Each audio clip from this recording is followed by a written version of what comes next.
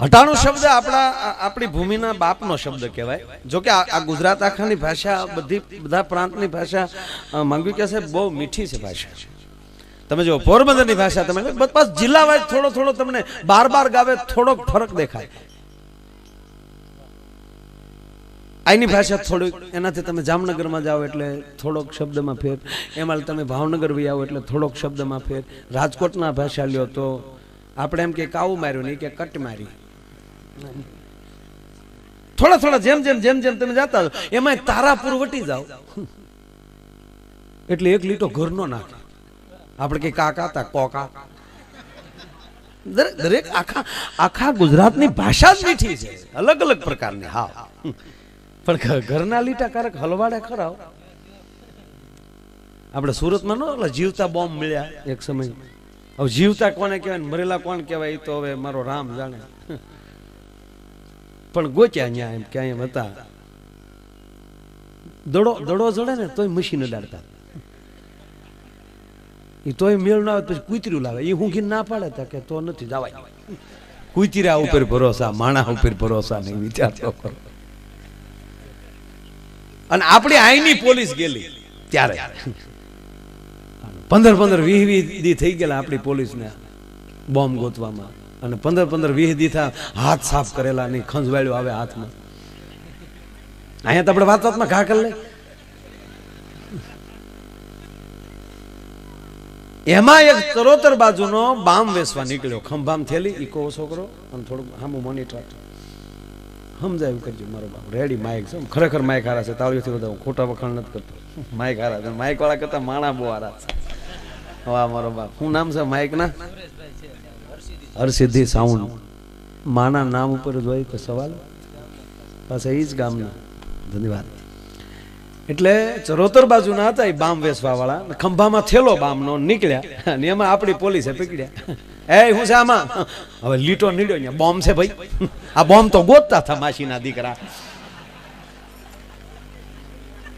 અને પોલીસ નો મગજ જો કેલા બોમ્બ છે ભાઈ, ખોટું નહીં બોલો અંબાના.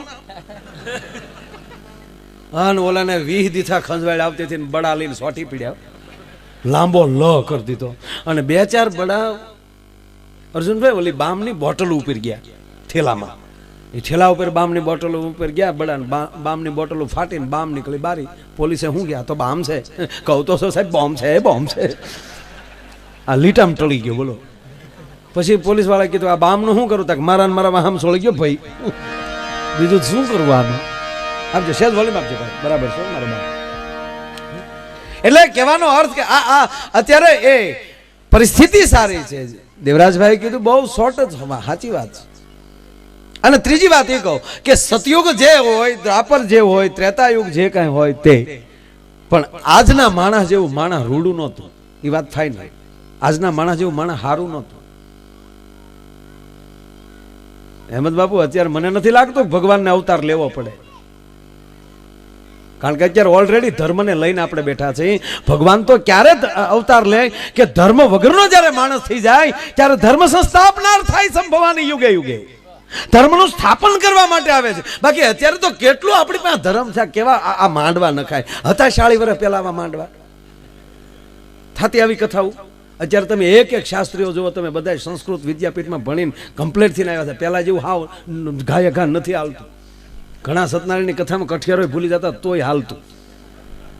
એક જગ્યાએ ગોર બાપા કઠિયારો ભૂલી જાય, ગરધણીએ કીધું કે કઠિયારો કેમ ના આવ્યો? બાપા નવીરો છે, તારે કઠિયારાનું કામ છે કે સત્યનારાયણનું કામ છે? અત્યારે બધા પાવરફુલ ભણીને આવે છે. કોઈ પણ વક્તા તમે બધા સુરમાં સારા કઈક સારી વાતો લઈને આવે છે. અને સારા આયોજન એવા થાય, સારા માયક, સારા મંડપ. નીતરા 40 વર્ષ પહેલા કથાઓ તો થતી જ તે, પણ બુંગણ બાંધતા. આવો માંડવો કેવો. અને શાસ્ત્રી બાપાએ તે એવા તમને કોઈ એવા પાછા પીઠ ગોચ્યા હોય, સુદામા કરતા વધારે ઈ રોતા. બિચારા સુદામાના બાળકોને જમવા માટે દૂધ નથી, તો આપણા ભાભલા બે હતા કથામાં. નહીં હોય હો બિચારાને, નહીં હોય. ખોબો મગફળી ગયો, મગફળી ગયો.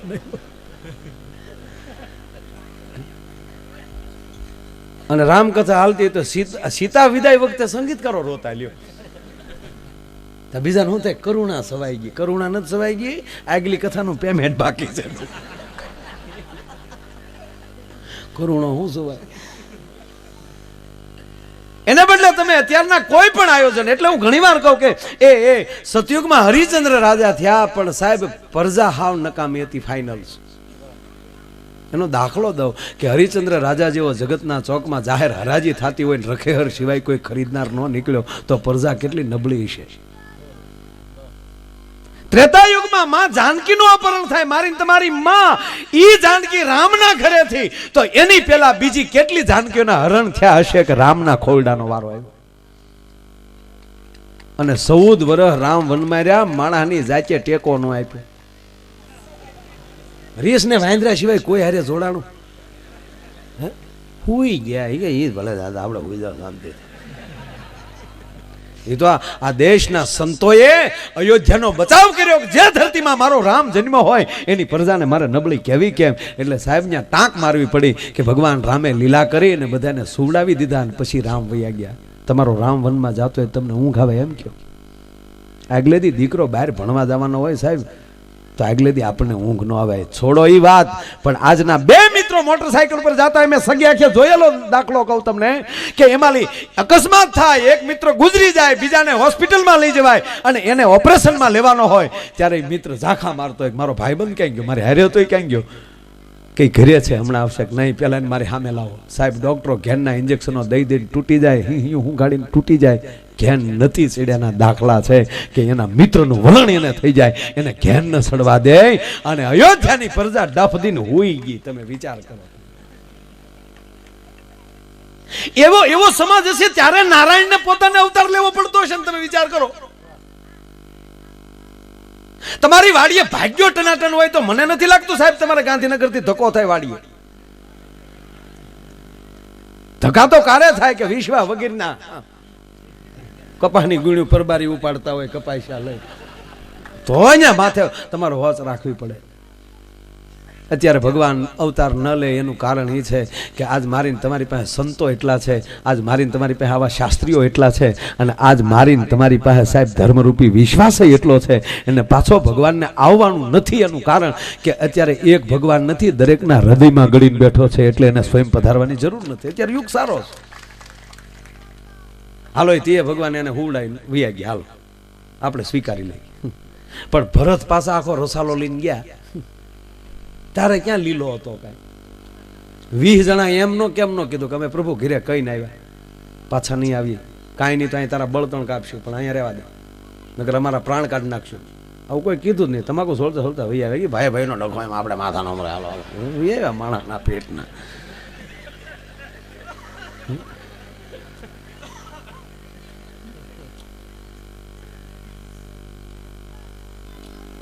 કળયુગ કહેતા હોય તો કળયુગમાં અને સતયુગમાં ફેર એટલો કે ઓલો સત્યનો યુગ એટલે કે એ એક બાણના અનેક બાણ કરવા માટે એને પોતાનું સત્ય જોતું હતું, મંત્રો જોતા હતા. અત્યારે આ યંત્ર યુગ છે, તમારે કળનો યુગ છે. 1 56 1 આંગળી ડાળો એટલે ઢેઢ કઈ મંત્રની જરૂર ન. હા, અત્યારે કાંઈ ઘોડાના મંત્રો ભણવાની જરૂર નથી, શીખવાની. કાનમાં ભણીએ નહીં, હસ્તિનાપુર પોગાડે, પ્લેનમાં બેસી જવાય પોરબંદરથી. સફરજન નો ખાજો તો ભખ દઈને મુંબઈ પાડી દે આપણે.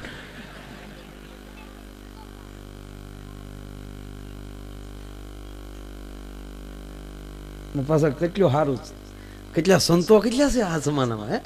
એક સમય તો સાધુ જ નહોતા સતયુગમાં, રામ રામ કરો, 2 સારા બાવા હતા. ભાઈ તમે જેટલા શાસ્ત્રો વાંચી લો એમાં થોડાકના જ ઉલ્લેખ આવશે. સંતો હતા જ નહીં એટલા બધા આ યુગમાં છે. એટલે આ બિલખાના ઝાપામાં શેઠ સગાળશા વ્રત લે કે સાધુને જમાડ્યા પછી હું જમીન બિલખા એટલે જુનાગઢના ઝાપો, એમાં સાધુ ન ચડે. 8 દિના ઉપવાસ થયા, એને બદલે અત્યારે 7 કિલોમીટર હાલો તો 8 બાપુ જોવા મળે. લાલ પીળી લીલી મોજ આવે એવી ધજા ઉખાડી ખડીને બેઠા. બોલો. અને એક મને હું નથી ગમતું કહું, આપણે બહારના ને ગરબીઓ લઈ લઈને લાવીએ ને, કડિયા દોકડ બાંધીને શેરી વાળા આવે સાજા કરું ને ભૂખ લાવો. જ્યાં સુધી તમારા ગામનો અવેડો નહીં ભરાય ત્યાં સુધી તમારા ગામના ઢોર પાણી નહીં પી શકે. તમને જે નજીક પડતું હોય એને પેલા સ્વીકારતા થવું પડે.